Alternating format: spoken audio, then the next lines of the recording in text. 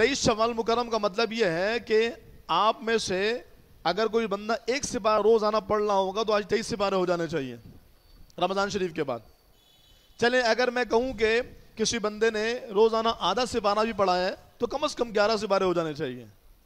चले मैं कहूं कि रोजाना एक पाव पढ़ रहा हो, वो एक पाव की तिलावत कर रहा हो, तो भी इस एतबार से उस बंदे के तकरीबन 5.5 सिपारे हो जाने चाहिए।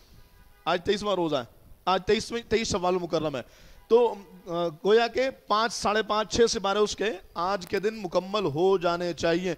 और अगर इससे भी कम कर रहा है, रोजाना एक सफ़ा भी पढ़ रहा है कुरान करीम का, एक सफ़ा भी पढ़े, तो अमूमन जो 15 लाइन वाला कुरान करीम होता है ना उसमें 20 सफ़े होते हैं।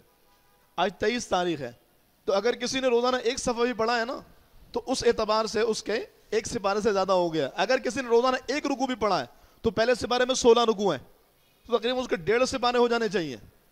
अब ये मेरा और आपका इम्तिहान और आपसे सवाल है कि रमज़ान शरीफ में जिन्होंने 10-10 कुरान पाक ख़त्म किए, रमज़ान शरीफ में जिन्होंने 4 कुरान ख़त्म किए, जिन्होंने एक कुरान भी ख़त्म किया, उनसे सवाल है क्या रमज़ान तक ही इबादत महदूद थी? कुरान की तिलावत रमज़ान के साथ ख़ास थी?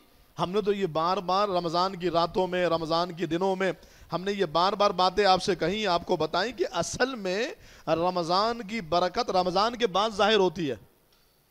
रमज़ान की इबादत की कबूलियत का पता रमज़ान के बाद लगेगा।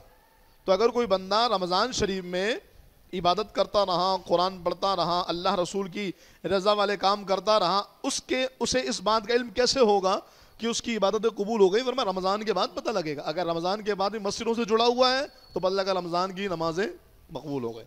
रमज़ान शरीफ के बाद भी अगर वो मस्जिद से जुड़ा हुआ है, रमज़ान शरीफ के बाद भी अगर तिलावत कुरान कर रहा है, मैंने आपको कहा ना एक सफ़ा तो पढ़ेगा ना यार। एक सफ़ा पढ़ने में कितनी, अगर कोई बहुत इत्मीनान से भी पढ़े, एक सफ़ा पढ़ने में 5 मिनट किसी को भी नहीं लगेंगे, बहुत आराम से भी पढ़े, यानी बिल्कुल ठहर ठहर के वो कारी उल कुरान बन जाए, फिर भी वो 5 मिनट नहीं लगाएगा। यानी हम 5 मिनट भी रोजाना अल्लाह के कलाम के लिए नहीं निकाल सके